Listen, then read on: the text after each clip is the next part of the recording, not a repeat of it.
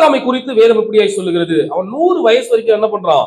ஆண்டவர் கொடுத்த வாக்கு தத்தம் என் வாழ்க்கையில நிச்சயமாய் நிறைவேறும் என்று சொல்லி அவன் நம்பினான், அவன் அதை விசுவாசித்தான் என்று வேதம் சொல்லுகிறது. ஆமென் சொல்லுங்களேன்.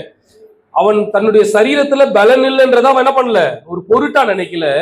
சாராளுடைய கர்ப்பம் செத்து போயிடுச்சு அப்படின்றது என்ன பண்ணல, அவன் பெருசா நினைக்கல. அவன் பெரிதாய் நினைத்தது எல்லாம் ஒன்னே ஒண்ணுதான், என் தேவனாகிய கர்த்தர் எனக்கு ஒரு வாக்கு தத்தத்தை கொடுத்து இருக்கிறார். சூழ்நிலை எதுவா இருக்கட்டும், சந்தர்ப்பங்கள் எதுவா இருக்கட்டும், ஆனால் கர்த்தர் கொடுத்த வாக்கு தத்தத்தை நிறைவேற்ற அவர் வல்லமை உள்ள தேவன். ஆமென் சொல்லுங்களேன். இத விசுவாசித்து அவன் என்ன பண்ணானா, விசுவாசத்துல வல்லவனானான். ஆமென் சொல்லுங்களேன். விசுவாசிக்கிறது வேற, விசுவாசத்துல எக்ஸ்பர்ட் ஆகுறது வேற. இவனை குறிச்சதான் சொல்லுது வசனம், சொல்லுது ஆபிரகாம் விசுவாசத்துல எக்ஸ்பர்ட் ஆனான், ஒரு வல்லவன் ஆனான். இப்ப நாம விசுவாசத்துல எப்படி இருக்கிறோம்? நம்முடைய விசுவாசம் எப்படி இருக்கிறது? இந்த விசுவாசம் என்பது நம்முடைய வாழ்க்கையில கர்த்தருடைய கரத்திலிருந்து சகல நன்மையும் பெற்றுக் கொள்வதற்கு, ஆசீர்வாதங்களை பெற்றுக் கொள்வதற்கு விசுவாசம் ஒரு டூலாய் பயன்படுகிறது என்பதை நாம் கடந்த வாரத்துல பார்த்தோம். இல்லையா? இது ஒரு கருவி. இந்த கருவி வரத்திலும் செயல்படும், இந்த கருவி கனியிலும் செயல்படும். விசுவாசம் என்பது கனி, விசுவாசம் என்பது வரம். ஆமென் சொல்லுங்களேன். அப்போ இந்த கருவியை யாரு சரியா உபயோகப்படுத்துகிறார்களோ, இந்த டூலை யாரு சரியா யூஸ் பண்றாங்களோ, அவங்க வாழ்க்கையில சகலவற்றையும் சாதித்துக் கொள்ள முடியும். அல்லேலூயா. ஆமென் சொல்லுங்களேன். காலம் ஒரு பொருட்டல்ல, சூழ்நிலை ஒரு பொருட்டல்ல, நேரம் ஒரு பொருட்டல்ல, சிச்சுவேஷன் ஒரு பொருட்டல்ல, கான்டெக்ஸ்ட் ஒரு பொருட்டல்ல. எதையும் தனக்கு சாதகமாய் சாதித்துக் கொள்ள வேண்டும் என்று சொன்னால் தேவையான ஒன்னே ஒண்ணுதான், இந்த விசுவாசம் என்கிற டூலை சரியா பயன்படுத்த கத்துக்கணும். அல்லேலூயா. ஆமென் சொல்லுங்களேன். இதை யாரு சரியா பயன்படுத்துறாங்களோ அவங்க என்ன ஆயிடுவாங்க, எக்ஸ்பர்ட் ஆயிடுவாங்க. இந்த விசுவாசத்தை ஆபிரகாம் பயன்படுத்தி சரியா யூஸ் பண்ணி அவன் எக்ஸ்பர்ட் ஆனா அப்படின்னு சொல்லிட்டு வசனம் நமக்கு கற்றுக் கொடுக்கறத பாக்குறோம். விசுவாசத்தில் எப்படி ஆனானா, வல்லவன் ஆனானா. நம்ம கடந்த வாரத்துல பார்த்தோம், விசுவாசிக்கிறனால எல்லாம் கூடும், முடியாத காரியம் ஒண்ணுமே இல்லை. ஆமென் சொல்லுங்களேன். மார்க் 9வது அதிகாரம் 23வது வசனம் இப்படி சொல்லுகிறது, விசுவாசிக்கிறனால என்ன பண்ணும், எல்லாம் கூடும். 1 கொரிந்தியர் 2:4வது வசனத்துல பார்த்தோம், மனுஷனுடைய ஞானத்தில் அல்ல தேவனுடைய பலத்துல, விசுவாசம் தேவனுடைய பலத்துல என்ன பண்ணணுமா, நிற்க வேண்டுமா. அல்லேலூயா. அதே மாதிரி இந்த விசுவாசத்தை என்ன பண்ண முடியும், வர்த்திக்க பண்ணவும் முடியும், இந்த விசுவாசத்தை அழித்து போடவும் முடியும். விசுவாசம் என்பது ஒரு விதை போன்றது. இந்த விசுவாசத்தை நட்டு வச்சு கரெக்டா நீங்க பாதுகாத்துட்டே வந்தீங்கன்னா அது ஒரு விருட்சமாய், ஒரு ஆலமரமாய், ஒரு மிகப்பெரிய கனி கொடுக்கிற ஒரு மரமாய் வளரும். இல்ல இந்த விசுவாசத்தை வேரோடு உங்களால பிடிங்க என்ன பண்ண முடியும், தூர போடவும் முடியும். அப்ப விசுவாசம் என்பது கான்ஸ்டன்டா இருக்கிற ஒன்று அல்ல. அது என்ன பண்ணும், வளரவும் செய்யும், அது டீகிரேடாவும் ஆகும். நான் சொல்றது புரியுதுங்களா உங்களுக்கு? அது என்ன பண்ணும், உங்க வாழ்க்கையில அதை வளர்க்கவும் முடியும், அதை அழிக்கவும் முடியும். ஆமென் சொல்லுங்களேன். அப்போ இந்த விசுவாசத்தை நம்ம என்ன பண்ணணுமா, நாம் தரிசித்து நடக்காமல் விசுவாசித்து நடக்கிறவளா இருக்க வேண்டும். பார்க்கிறத விசுவாசிக்கிறதல்ல விசுவாசம், காணாததை விசுவாசிக்கிறதா விசுவாசம். ஆமென் சொல்லுங்களேன். விசுவாசம் என்பது காணப்படாதவைகளின் உறுதியும் நிச்சயமா இருக்கிறது சொல்லுகிறது. ஆமென் சொல்லுங்களேன். அப்போ விசுவாசம் என்பது நாம் பார்த்து நடக்கிறதில்ல, நாம் தரிசித்து நடக்கிறோம். அல்லேலூயா. தரிசித்து நடப்பதில்ல, விசுவாசித்து நடக்கிறோம். நடக்காத ஒண்ணு, இல்லாத ஒண்ணு நடக்கும் என்று சொல்லி நம்ம என்ன பண்றோம், விசுவாசித்து நடக்கிறோம் அப்படின்னு சொல்லி பார்த்தோம். அல்லேலூயா. அப்ப கடைசியா ஒண்ணு, இந்த விசுவாசத்தை நம்ம என்ன பண்ணணும், சோதித்து பார்க்கணும் அப்படின்னு சொல்லிட்டு நம்ம பார்த்து நம்ம முடிச்சோம். எத்தனை பேர் இந்த விசுவாசத்தை சோதித்து பார்த்தீங்க? என் வாழ்க்கையில எனக்கு ஆண்டவர் கொடுத்த இந்த விசுவாசம் என்கிற வரத்தையோ அல்லது கனியோ எந்த அளவுக்கு செயல்படுகிறது என்பதை யாரா நீங்க சோதித்து பார்த்தீங்களா? உங்க விசுவாசத்தை கொண்டு எதையாவது ஒன்றை சாதித்தீர்களா? உங்கள் விசுவாசத்தை கொண்டு உங்கள் வாழ்க்கையில் ஏதாவது நன்மை நடந்ததா? உங்கள் விசுவாசத்தை கொண்டு ஏதாவது காரியம் மாறுதலாய் முடிந்ததா? உங்கள் விசுவாசத்தை கொண்டு கர்த்தருடைய நன்மையை நீங்க ஏதாவது பெற்றுக் கொண்டீர்களா? இதை நீங்க சோதித்து பார்த்தீங்களா அப்படின்னு சொல்லிட்டு கடந்த வாரத்தை நம்ம என்ன பண்ணோம், தியானித்து நாம் முடிச்சோம். அல்லேலூயா. எத்தனை பேர் நீங்க சோதிச்சு பார்த்தீங்கன்னு எனக்கு தெரியாது, ஆனா அதை நீங்க சோதித்து பார்க்க வேண்டியது உங்களுடைய கட்டாயமாக இருக்கிறது. அல்லேலூயா. உங்க விசுவாசம் எந்த அளவு இருக்கு அப்படின்றத நீங்க என்ன பண்ணணுமா, சோதித்து பார்க்கணுமா. நல்லா புரிஞ்சுங்க. இந்த விசுவாசம் உங்களுக்குள் வருகிறதுனால 2 விதமான ஆசீர்வாதங்களை பெற்றுக்கொள்ள முடியும். ஒரு மனுஷனுக்கு 2 கை இருக்கிறது போல, ஒரு மனுஷனுக்கு என்ன கவனிங்க, ஒரு மனுஷனுக்கு 2 கரங்கள் இருக்கிறது போல, இந்த விசுவாசத்தை நீங்கள் ஆக்டிவேட் பண்ணீங்கன்னா, இந்த விசுவாசத்தை நீங்கள் செயல்படுத்தினீர்கள் என்று சொன்னால், இந்த விசுவாசத்தை நீங்க உருவாக்குனீங்கன்னு சொன்னா, உங்களுக்கு 2 விதமான பலன்கள் உங்கள் வாழ்க்கையில வரும். அல்லேலூயா. 2 விதமான பலன்கள். ஒன்னு ஆவிக்குரிய பலன்கள். ஆவிக்குரிய காரியங்களை நீங்கள் சாதித்துக் கொள்ள வேண்டும் என்று சொன்னாலும் இந்த விசுவாசம் உங்களுக்கு தேவைப்படுகிறது.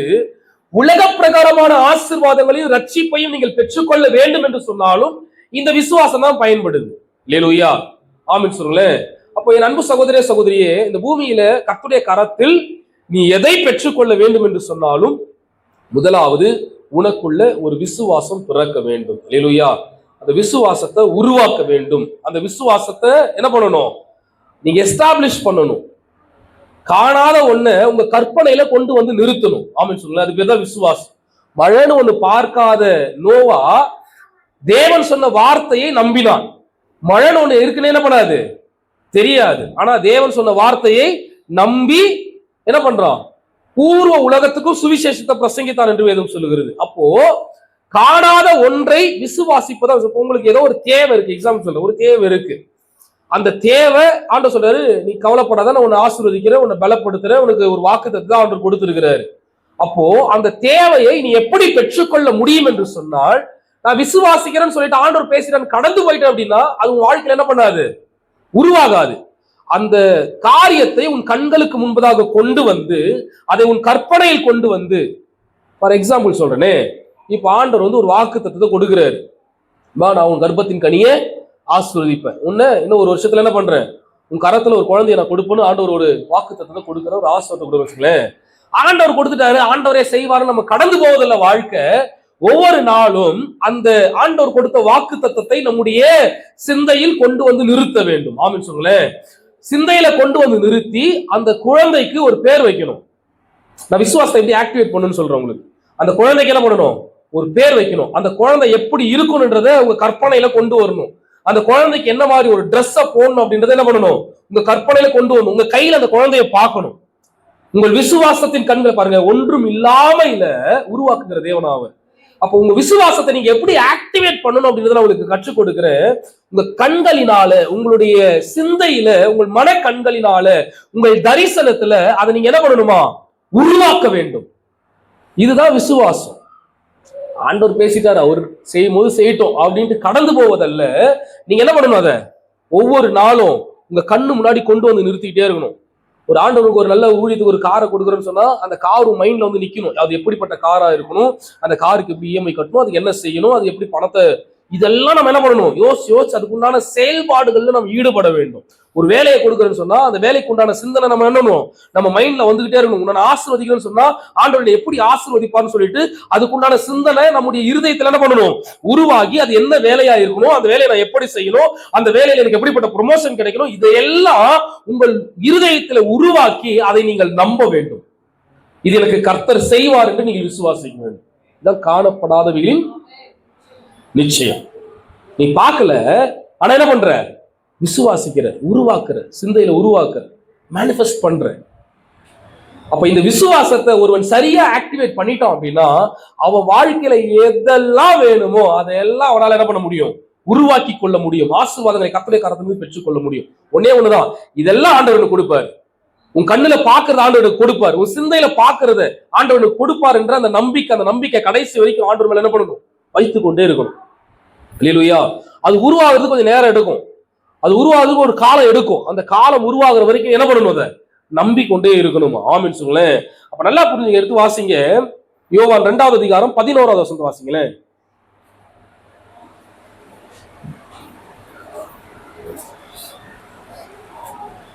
விதமாக இயேசு முதலாம் அற்புதத்தை கலிலேயாவில் உள்ள கானா ஊரிலே செய்து தம்முடைய மகிமையை வெளிப்படுத்தினார். அவருடைய சீஷர்கள் அவரிடத்தில் விசுவாசம் வைத்தார்கள். பாருங்களேன், அவருடைய மகிமையை வெளிப்படுத்தினாராம். ஆமென் சொல்லுங்களேன். அந்த மகிமை வெளிப்படும் பொழுது சீஷர்கள் என்ன பண்றாங்க, இயேசு கிறிஸ்துவை விசுவாசிக்க ஆரம்பிச்சிட்டாங்க. நல்லா புரிஞ்சுங்க, நீங்கள் விசுவாசித்தீர்கள் என்று சொன்னால் கர்த்தருடைய மகிமை உங்கள் வாழ்க்கையில வெளிப்படும். நீங்கள் விசுவாசிப்பீர்கள் என்று சொன்னால் ஒன்றும் இல்லாமல் இருந்து உருவாக்குகிற தேவனை, அவர் கொடுத்த வாக்குத்தத்தத்தை, அவருடைய வார்த்தையை, அவர் உன் வாழ்க்கையில செய்வேன் என்று சொன்னதை நீ அது நடந்தேறுவதற்கு சூழ்நிலையே இல்லைனாலும் அதை உன் கற்பனையில கொண்டு வந்து இது எனக்கு நடக்கும்னு சொல்லி விசுவாசி அப்படின்னா கர்த்தருடைய மகிமையை உன்னால் பார்க்க முடியுமா? எடுத்து வாசிங்க யோவான் 11வது அதிகாரம் 40வது வசனத்தை வாசிங்க.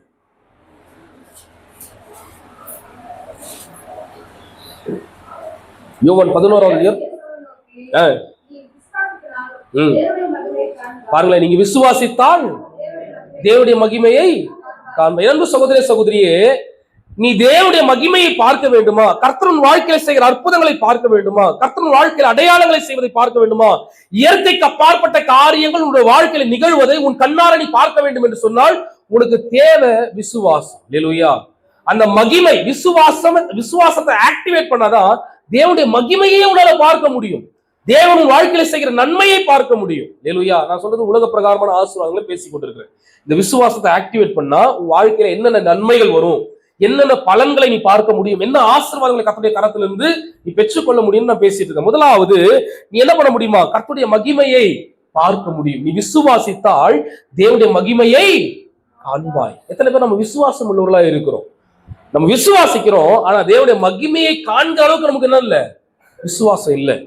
அவருடைய மகிமையை பார்ப்போம். ஏன்னா சூழ்நிலை அப்படிதான் இருக்கு. என் சிச்சுவேஷன்லாம் எனக்கு எதிராக இருக்கு, என் உடல்நிலை எனக்கு எதிராக இருக்கு, என் சரீரம் எனக்கு விரோதமா இருக்கு, என்னை சுற்றி இருக்கிறவங்களா எனக்கு எதிராக பேசுறாங்க, டாக்டர் எனக்கு விரோதமா பேசுறாங்க, என் சொந்த பந்தங்களுக்கு விரோதமா பேசுறாங்க.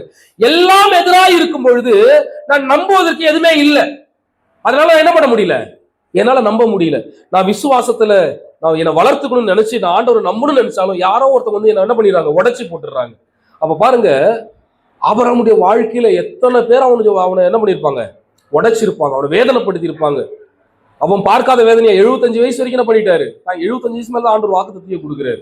இப்ப 25 வருஷம் திரும்ப என்ன பண்ணுது, எக்ஸ்டன் ஆகுது. அப்ப எத்தனை பேர் அவரை உடைச்சிருப்பாங்க, எத்தனை பேர் அவரை கேவலமா பேசியிருப்பாங்க, எத்தனை பேர் அவன் அவமானப்படுத்தி இருப்பாங்க, அவனை மலடன் சொல்லியிருப்பாங்க, மலடின்னு சொல்லியிருப்பாங்க, எத்தனை பேர் தகாத வார்த்தைகளால் அவனை ஏளனமாய் பார்த்திருப்பாங்க. அவருக்கு தெரியுது என்னுடைய உடம்புல பலன் இல்லை, என்னுடைய மனைவியுடைய சரீரத்துல என்ன இல்ல, பலன் இல்லை, கர்ப்பம் செத்து போச்சு. அப்ப சூழலெல்லாம் எதிரா இருக்கு. ஆனா எதிரா இருந்தாலும் அவன் விசுவாசித்ததனால தேவனுடைய மகிமையை கண்டான் என்று சொல்லுவார். அன்பு சகோதர சகோதரியே, முதலாவது நீ விசுவாசிப்பாய் என்று சொன்னால், உன் வாழ்க்கையில கர்த்தரை நீ நம்புவாய் என்று சொன்னால், முழு நிச்சயமாய் நீ விசுவாசிப்பாய் என்று சொன்னால் கர்த்தருடைய மகிமையை உன்னால் காண முடியும். அந்த மகிமையை தான் நாம் என்ன சொல்றோம், அற்புதம்னு சொல்றோம், அடையாளம் சொல்றோம், கர்த்தரின் வாழ்க்கையில மிராக்கிள் செஞ்சான்னு சொல்றோம். நான் நினைச்சு பார்க்காத காரியங்களை வாழ்க்கையில் ஆண்டவர் செஞ்சான்னு சொல்றது என்ன, நீ விசுவாசித்து உன் வாழ்க்கையில நடக்கிற அடையாளங்கள். அல்லேலூயா, ஆமென் சொல்லுங்களேன். அடுத்து வாசிங்க யோவான் 12வது அதிகாரம் 46வது வசனத்தை வாசிங்களேன். நீ விசுவாசித்தனால முதல்ல நம்ம கர்த்தருடைய மகிமையை உன்னால பார்க்க முடியும். இரண்டாவது, கர்த்தருடைய வெளிச்சத்தை உன்னால் பார்க்க முடியுமா? என்னிடத்தில் விசுவாசமா இருக்கிற எவனும் இருளில் இராதபடிக்கு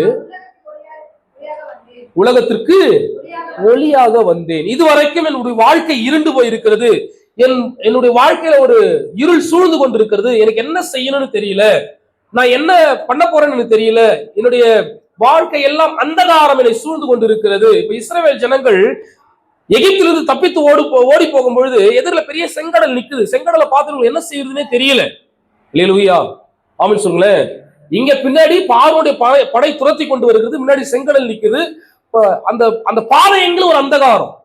என்ன செய்ய போற, அடுத்த அடி எடுத்து வைப்பதற்கு வாழ்க்கையில நம்பிக்கை இல்லை, உடைஞ்சு போயிருக்கிற, ஐயோ கொஞ்சம் மாட்டினா என் வாழ்க்கை முடிஞ்சிடும், முன்னாடி என்னால என்ன பண்ண முடியல, ஒரு ஸ்டெப் எடுத்து வைக்க முடியல. இப்படிப்பட்ட சூழ்நிலையில நாம் வந்திருப்போம் என்று சொன்னால், இல்லையா, இதுதான் இருளான ஒரு வாழ்க்கை. இது பேர் தான் இருளான ஒரு வாழ்க்கை. என்ன செய்ய போறேன்னு தெரியாது, ஏன் வாழ்றேன்னு தெரியாது, ஏன் கஷ்டப்படுறேன்னு தெரியாது, நம்முடைய வாழ்க்கையினுடைய திட்டங்கள் நமக்கு தெரியாது, தேவன் நம் மீது வைத்த திட்டங்கள் நமக்கு தெரியாது. நான் அடுத்தடி எடுத்து வைக்கணும்னு நினைச்சாலும் நான் எந்த சைடு போகணும்னு எனக்கு தெரியாது, வலதுபுறம் போகணுமா இடதுபுறம் போகணுமான்னு தெரியாது. என் வழி எல்லாம் அடைக்கப்பட்டிருக்கிறது, என் பாதை எல்லாம் அந்தகாரம் சூழ்ந்து கொண்டிருக்கிறது, என்னால பேக்லயும் போக முடியல, என்னால முன்னேறவும் முடியல, நான் அப்படியே தேங்கி நிக்கிறேன் அப்படின்னு சொல்லி நீங்க சொல்லுவீங்கன்னா இதுதான் இருளான வாழ்க்கையான வசனம் சொல்கிறது. என்னை விசுவாசிக்கிறவன் வெளிச்சத்தில் நடப்பானா. ஆமென் சொல்லுங்களேன். அவரை நீ விசுவாசிப்பாய் என்று சொன்னால் உனக்கு நேராய் கதவுகள் திறக்கும். அவரை விசுவாசிப்பாய் என்று சொன்னால் கட்டுகள் உடையும். அவரை விசுவாசிப்பாய் என்று சொன்னால் பாருங்க, ஆண்டவர் சொன்னார், உன் கோலை நீட்டுன்றாரு. மோசே பார்த்து என்ன சொன்னாரு, உன் கோலை நீட்டு. இவருக்கு என்ன செய்யணும் ஏது செய்யணும் தெரியாது. எதிரில செங்கடல் இருக்கு, அது பிளக்குமா பிளக்காதான் கூட தெரியாது. ஆனா ஆண்டவர் சொன்ன வார்த்தையை நம்பி தன் கோலை நீட்டுகிறான். இதுவரைக்கும் அடைக்கப்பட்ட வாசல் அவனுக்கு நேராய் திறந்திருக்கிறதை பார்க்கிறான். ஆமென் சொல்லுங்களேன். விசுவாசத்துல ஒரு ஸ்டெப் எடுத்து வைக்கும் பொழுது ஆமென் சொல்லுங்களேன், உனக்கு எதிராக இருக்கிற இருள் விலகி ஒரு வெளிச்சம் உன் வாழ்க்கையில உதிக்க ஆரம்பிக்கும். உன்னை சுற்றி இருக்கிற இருள் விலகி நீ ஒரே இது எல்லாத்துக்கும் ஒரே ஒண்ணுதான், கடைசியில விசுவாசம் விசுவாசம் விசுவாசம். ஆமென் சொல்லுங்களேன். வாழ்க்கையில எந்த காரியத்தை நீ சாதிக்கணும் அப்படின்னாலும் தேவையானது ஒன்னே ஒண்ணுதான், விசுவாசம். அந்த விசுவாசத்தை நீ செயல்படுத்த ஆரம்பிக்கும் பொழுது கர்த்தர் வாழ்க்கையில ஒரு வெளிச்சத்தை கொடுக்கிற தேவனாய் இருக்கிறார். பாருங்க, வசனம் சொல்லுது, வெளிச்சத்தை என்ன பண்ணுவாங்களாம், அவர் விசுவாசிக்கிறவன் வெளிச்சத்துல நடப்பாங்களாம். அவர் விசுவாசிக்கிறவங்க இருளில் நடக்க மாட்டாங்க. இன்னைக்கு நம்முடைய வாழ்க்கை ஒரு சில வீட்டுக்கெல்லாம் போனோம்னா பாத்தீங்கன்னா ஒரு அந்தகாரமா இருக்கும், ஒரு இருளா இருக்கும். அந்த வீட்டுக்குள்ள போகும்போதே தெரிஞ்சிடும் இந்த வீட்டுக்குள்ள பயங்கரமான இருள் இருக்கு அப்படின்ட்டு. ஒரே ஒரு விளக்கு வச்சிருப்பாங்க, ஒரே அப்படியே அடைஞ்சு போயிருக்கும் அந்த வீடு, ஒரே அழுக்கா இருக்கும். அந்த வீட்டுக்குள்ள போகும்போதே ஒரு துர்நாற்றம் வீசும், அந்த பயங்கரமான ஒரு ஸ்மெல் இருக்கும். அந்த வீட்டுக்குள்ள ஸ்டெப் எடுத்து வைக்கும்போதே தெரியும் இந்த வீட்டுக்குள்ள பயங்கரமான இருள் இருக்கு அப்படின்னு. ஆமென் சொல்லுங்களேன். வெளிச்சம் இருந்தாலும் அப்படி இருக்க மாட்டாங்க. கர்த்தருடைய வெளிச்சம் அந்த வீட்டுக்குள்ள இருந்தது அப்படின்னா ரட்சிக்கப்பட்ட வீடா தான் இருக்கும். ஆனா அந்த வீடு எப்படி இருக்கும், ஒரு இருள் அடைஞ்ச வீடா இருக்கும். அப்பே தெரியும் பிசாசுடைய கிரியைகள் அவளை சுற்றி சூழ்ந்து இருக்கிறது. ஒரே பிரச்சனையும் போராட்டத்தின் மத்தியில் இருப்பாங்க. நம்ம ஜெபிக்கும் பொழுது ஆண்டவர் பண்ணுவார், ஒரு விடுதலையை கொடுக்கிற தேவனா இருக்கிறார். அல்லேலூயா. ஆமென் சொல்லுங்க. ஏசாயா 9வது அதிகாரம் 2வது வசனத்தை வாசிங்களேன். ஏசாயா 9வது அதிகாரம் 2வது வசனம். இருளில் நடக்கிற ஜனங்கள் பெரிய வெளிச்சத்தை கண்டார்கள். ஆமென் சொல்லுங்க. நல்லா கவனிங்க. ஒருவேளை உங்கள் வாழ்க்கையில நீங்கள் இருளில் நடந்து கொண்டிருப்பீர்கள் என்று சொன்னால், உங்கள் வேலையில, உங்கள் குடும்பத்துல, உங்க குடும்ப வாழ்க்கையில, உங்க பிள்ளைகளுடைய வாழ்க்கையில நீங்கள் இருளில் நடந்து கொண்டிருப்பீர்கள் என்று சொன்னால், இன்றைக்கு ஆண்டவராகிய இயேசு கிறிஸ்து உங்களுக்கு சொல்றாரு, அவர் மேல வைக்கிற விசுவாசம் ஒரு பெரிய வெளிச்சத்துக்கு நேராக உன்னை கொண்டு போகும். ஆமென் சொல்லுங்களேன். அவர் மேல நீ வைக்கிற விசுவாசம், இன்றைக்கு கர்த்தராகிய இயேசு கிறிஸ்து மேல உனக்கு இருக்கிற அந்த விசுவாசம் உன்னை ஒரு மிகப்பெரிய வெளிச்சத்திற்கு நேராக உன்னை அழைத்து கொண்டு போகும் என்று வேதம் சொல்லுகிறது. அல்லேலூயா. ஆமென்.